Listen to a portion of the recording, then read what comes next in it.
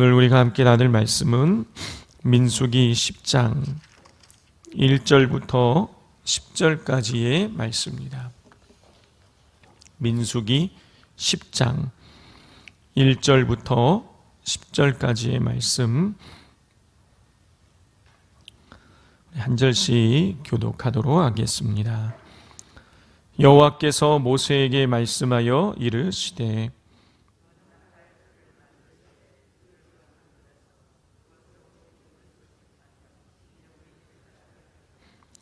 나팔 2개를 불 때에는 온 회중이 회막문 앞에 모여서 내게로 나아올 것이요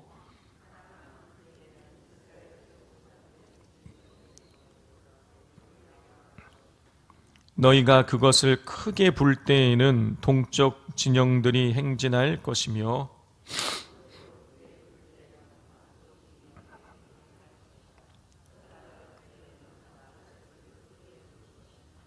또 회중을 모을 때에도 나팔을 불 것이나 소리를 크게 내지 말며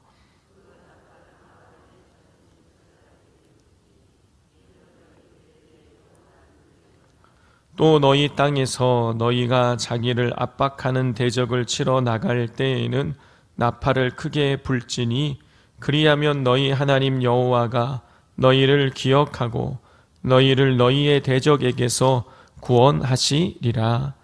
또 너희의 희락의 날과 너희가 정한 절기와 초하루에는 번제물을 드리고 화제물을 드리며 나팔을 불라.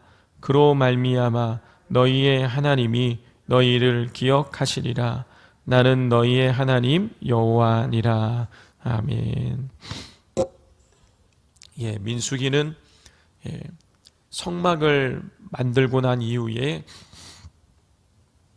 출애굽기로부터 이어지는 말씀이죠. 자, 가나안 땅을 정복해야 되고 가나안 땅을 정복하고 또 하나님의 이 우상을 숭배하는 이 가나안의 백성들을 심판하기 위해서는 전쟁을 치루어야만 했습니다. 그래서 1장부터 9장까지는 이스라엘 백성들이 전쟁을 치르기 위한 준비하는 과정이 나옵니다. 1장부터 5장까지는 인구 계수 및 진영 등을 하나님께서 말씀해 주심으로 전쟁을 치르기 위한 외적인 준비를 하나님 시키십니다. 또 6장, 7장에서는 내적인 준비를 시키셨고요. 8장, 9장에서는 영적인 준비를 하나님께서 시키셨습니다. 자, 이렇게 해서 가나안 땅을 차지하고 가나안 땅을 심판하기 위한 전쟁을 준비를 다 마치게 되었어요. 자, 그리고 오늘 본문인 이 10장을 보면 드디어 이스라엘 백성들이 가나안 땅을 향해서 진군에 출발하는 장면이 나옵니다. 자, 그런데 한 가지 문제가 있죠. 뭡니까? 이스라엘 백성들의 수가 너무 많다라는 거예요. 어제도 말씀드린 것처럼 이스라엘 백성의 수가 최소한 200만 명 내지는 300만 명에 해당한다는 것이죠. 이런 추정을 하는 것은 민수기 1장에서 또 2장에서 그 인구의 수를 계수할 때에 20세 이상 된 남자의 전쟁을 나갈 만한 남자의 수가 60만 3,550명이었다라는 것에서 우리가 그런 추정을 하는 것입니다.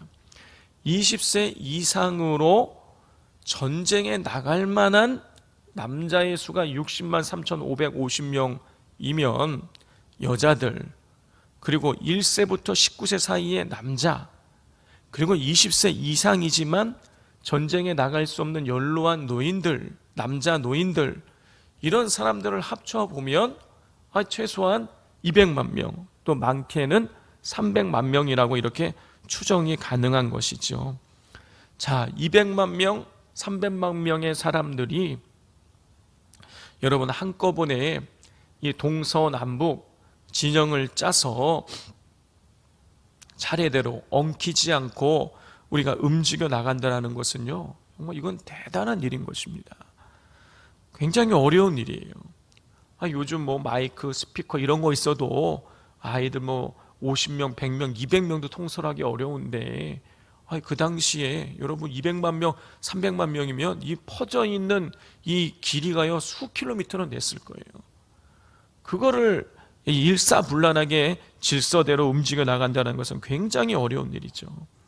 자, 오늘 본문 이 10장 우리가 오늘 10절까지만 읽었는데 여러분 이 마지막 10장 전체를 보면 하나님께서 이스라엘 백성들을 움직여 나가시는 세 가지 방법이 나옵니다.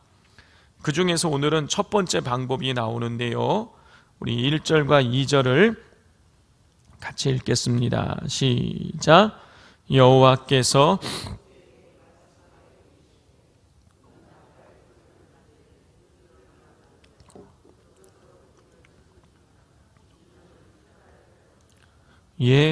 하나님께서는요 나팔을 2개를 만들어서 회중을 소집하고 사람들을 모으고 또 출발할 때 움직여 나갈 때에 사용하라고 말씀하셨어요. 그러니까 나팔 소리가 이스라엘 백성들을 모으기도 하고 흩트기도 하고 행군하기도 하고 멈추기도 하고 그런 하나님의 신호가 되었다라는 것이죠. 자, 그러면 이 나팔을 누가 불었을까요? 모세가 불었을까요? 그렇지 않습니다. 우리 8절 말씀 같이 읽겠습니다. 그 나팔은 아론의 자손인 제사장들이 불지니 이는 너희 대대로 영원한 율례니라. 하나님께서는 제사장들에게 나팔을 불게 하셨어요. 3절부터 7절까지의 말씀을 보면 2개의 나팔을 모두 불면 모든 회중들이 다 성막 문 앞으로 모였어야 돼요. 그리고 하나의 나팔만 불면 천부장 끝 이상들만 모여야만 했습니다. 자, 그리고 나팔 하나를 아주 크게 불면 동쪽에 있는 진들이 행군해서 나가야 됐고 또 두 번째 나팔을 또 크게 불면 남쪽에 있는 진들이 행군에 나갔어야 됐어요. 하나님께서는 제사장들이 부는 나팔을 통해서 이스라엘 백성들을 통솔해 가셨습니다. 나팔 소리에 맞춰서 이스라엘 백성들은 행군을 하거나 멈추거나 모이거나 흩어지거나 그렇게 되었습니다. 그러니까 이 나팔 소리는 그냥 나팔 소리가 아니라 하나님의 이 목소리, 하나님의 음성과도 같은 역할을 했던 것이죠. 자, 그런데 이 나팔을, 하나님의 음성을 나타내는 이 나팔을 누가 불었느냐? 제사장이 불었다라는 것입니다. 하나님께서 제사장들을 통해서 당신의 뜻을 이스라엘 백성들에게 전달하신 것이죠. 자, 근데 오늘날에도 하나님께서는 우리에게 나팔 소리를 들려주고 계십니다. 그게 뭡니까? 강단에서 선포되는 메시지예요. 하나님께서는 이 목회자가 선포하는 말씀을 통해서 우리 성도님들께 하나님의 그 뜻과 하나님의 말씀을 전하게 하시는 것이죠. 자, 그러므로 우리가 신앙생활을 할 때에 가장 1차적으로 우리가 해야 될 일은 뭐냐? 강단에서 선포되는 말씀을 듣는 것입니다. 말씀을 듣지 않고는 여러분 우리의 신앙이 건강할 수도 없고 신앙이 믿음이 자라날 수도 없어요. 자, 로마서 10장 17절을 보면 그러므로 믿음은 들음에서 나며 들음은 그리스도의 말씀으로 말미암았느니라 그랬어요. 우리의 믿음이 듣는 가운데 나온다는 거예요. 우리가 하나님 말씀을 들음으로 믿음이 성장하게 된다는 것이죠. 그러므로 우리는 강단에서 선포되는 말씀을 하나님 말씀에 우리가 귀를 기울이고 그 말씀을 들음으로 우리의 믿음이 성장해 나갈 수 있는 것이에요. 또 강단에서 선포되는 말씀을 들어야 되는 또 다른 이유가 있습니다. 갈라디아서 3장 2절을 보면 내가 너희에게 다만 이것을 알려 하노니 너희가 성령을 받은 것이 율법의 행위로냐 혹은 듣고 믿음으로냐 그랬어요. 자, 율법을 통해서가 아니라 하나님 말씀을 듣고 그리고 그것을 믿을 때에 성령을 받게 된다는 거예요. 성령을 받는 방법이 다양하게 있지만 우리가 또 하나님 선포되는 그 말씀을 듣는 가운데에도 우리가 성령을 받게 된다는 것이죠. 그러므로 우리가 강단에서 선포되는 하나님 말씀을 듣지 못하면 우리의 믿음이 자라나지 못하게 되고 성령을 받지 못하게 되는 거예요. 우리 신앙이 건강하게 성장할 수 없게 된다는 것이죠.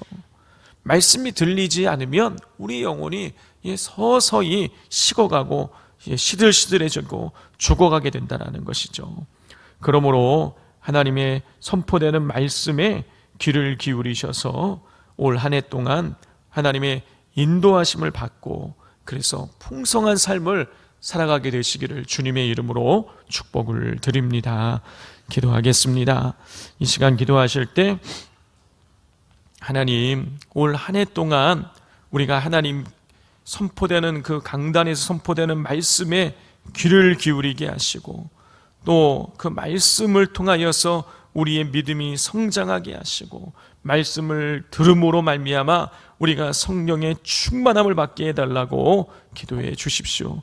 또 우리 모든 교육자들에게 하나님과 더 친밀한 관계를 맺게 해달라고 풍성한 말씀의 은혜를 하나님 앞에서 깊이 깨달아서 잘 선포케 해달라고 우리 교육자들을 위해서도 기도해 주시고 정말 이 강단을 통하여서 산돌교회 이 강단을 통해서 하나님의 은혜가 하나님 폭포수와 같이 흘러내려가게 하여 주셔서 온 성도들 올 한 해 동안 하나님의 말씀으로 풍성케 하시는 은혜를 누리게 해달라고 기도해 주십시오.